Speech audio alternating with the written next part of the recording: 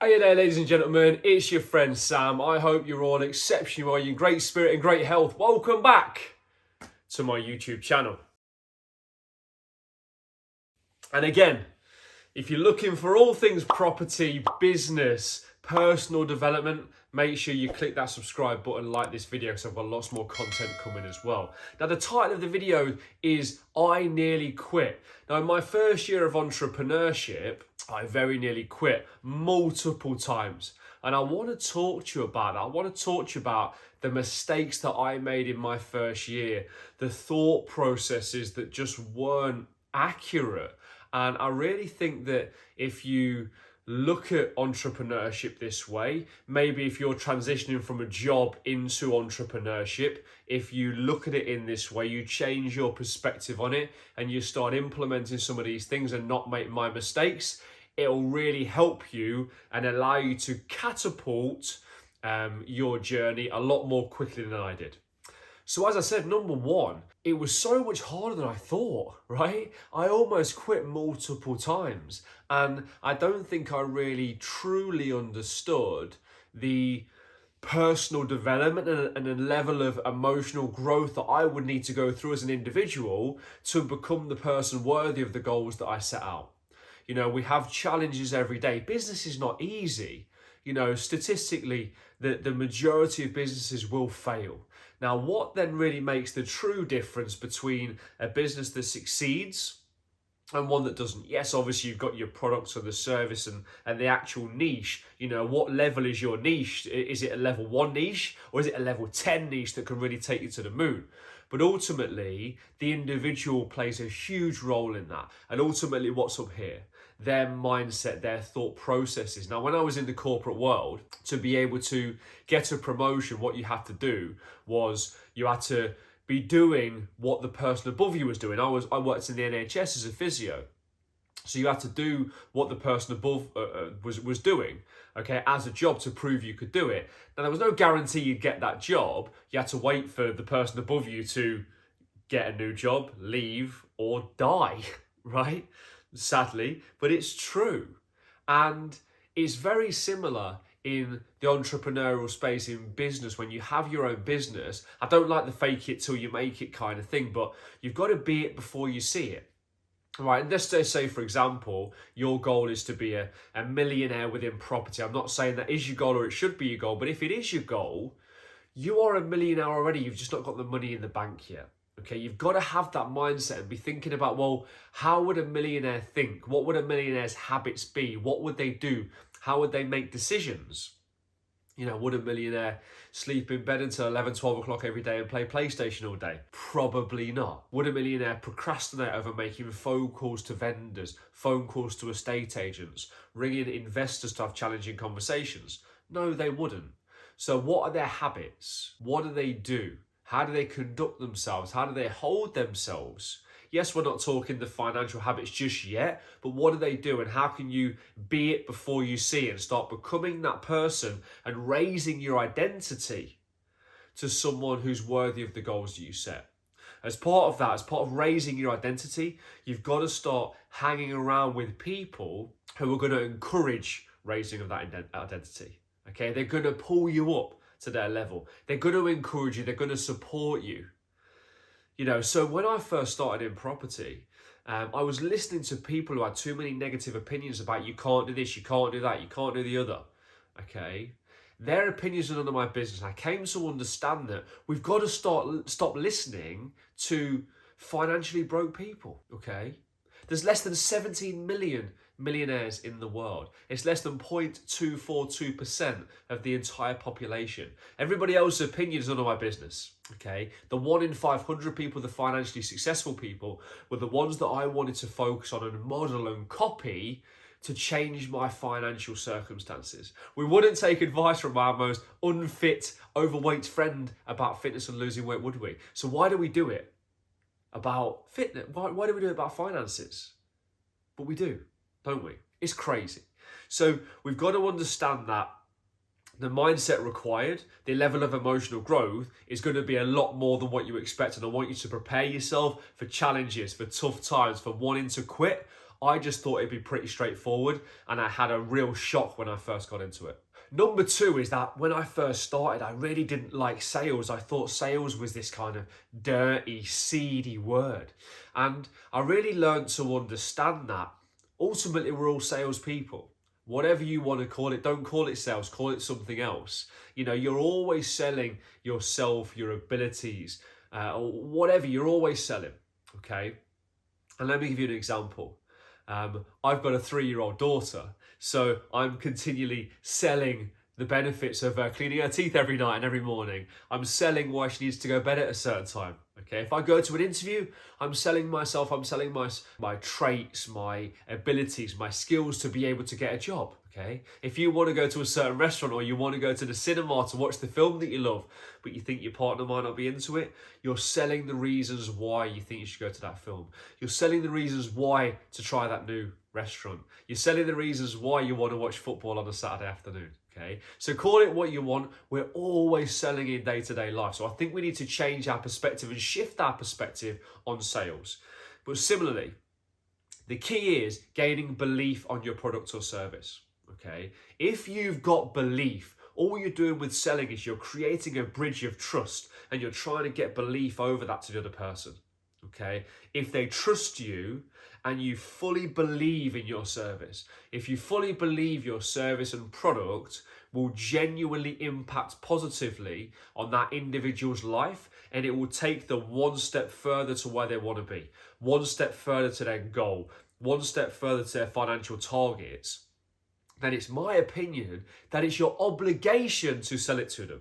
If you genuinely believe that it's going to help them, you need to sell it because it's going to help them.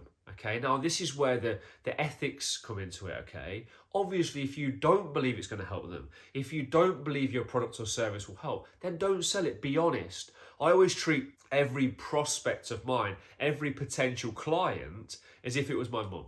If this was my mum standing here, how would I advise her? What would I advise her to do? And I think once you take that mentality, I don't think you can go far wrong. Another mistake I made was trying to take advice from too many people. You know, and a lot of people, they have your best interests at heart. They might love you, they might be family, they might be friends.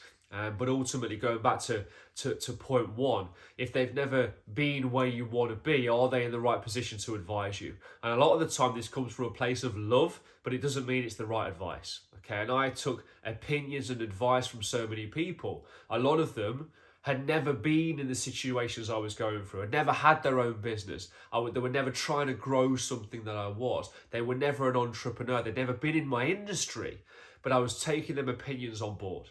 And the reality is we really need to get them blinkers on, and we need to focus on what we need to achieve, but also be really clear on who we do and don't take advice from. Doesn't mean you need to be rude. Take it on board. Listen to it. That's fine.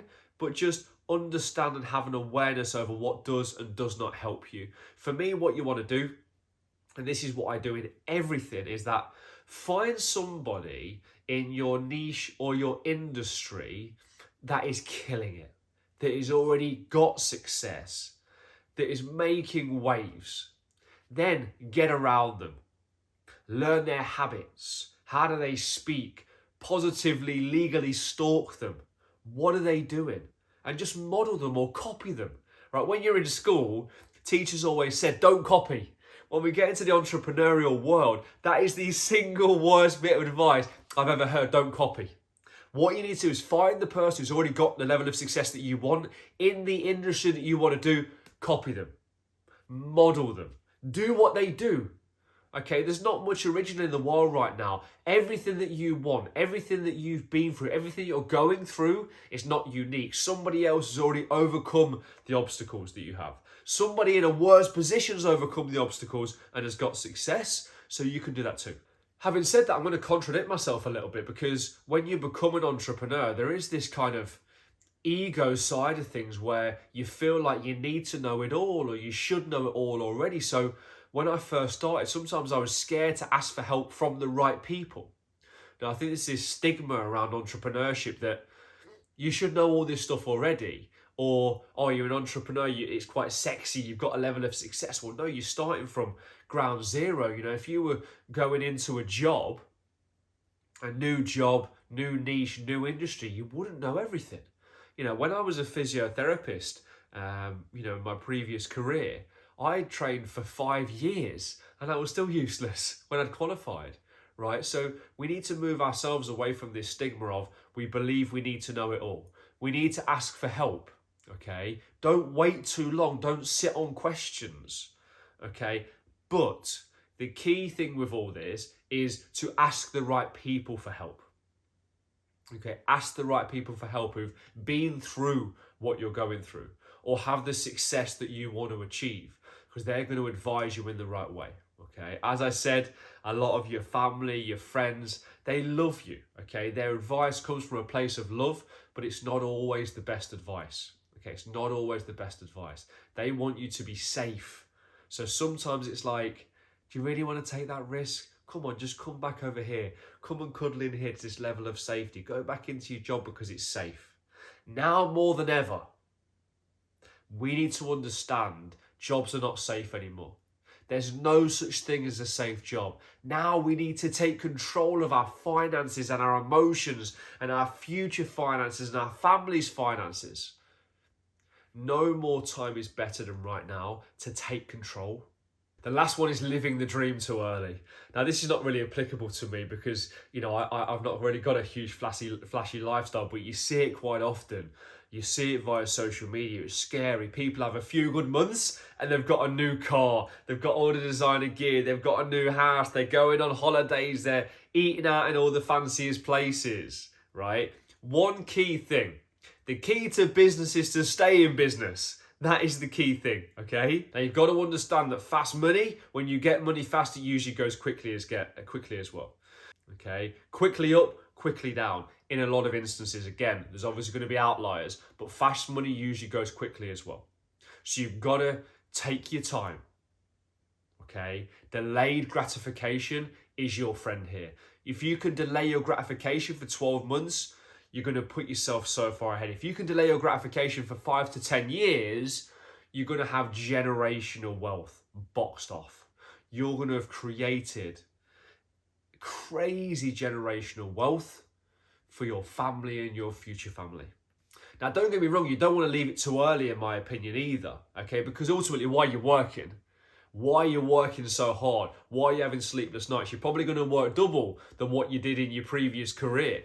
Okay, so don't wait too long because you need something to anchor yourself to the process, to anchor yourself as to the reasons why you're working so hard. So you've got to have that balance, all right? What you don't want to do is increase your lifestyle way too quickly, too soon, because if, for example, there are periods whereby maybe the money drops, maybe the industry changes, and your money drops, you've got to pivot and change, and then people try and maintain that lifestyle, all of a sudden their expenses and their cost of their lifestyle is outweighing what they're actually earning.